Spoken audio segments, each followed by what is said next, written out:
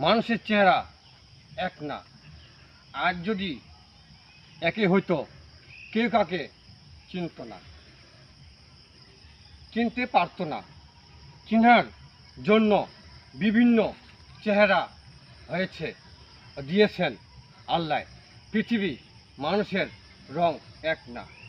আজ যদি হইতো তাহলে তাহলে গায়ের রং দিয়েছে ফর্সা, ফুটফুটো, কালো, তারপর শ্যামলা, মুখে ফেস কাটির, সব কিছুই আজ আছে। আর যদি পৃথিবীর মানুষ একই হইতো তাহলে তো সব দণ্ড বিদণ্ডরা লাগা যেত।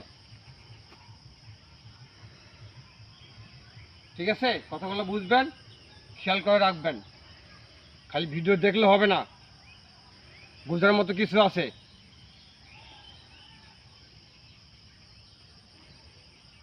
এক মিনিট।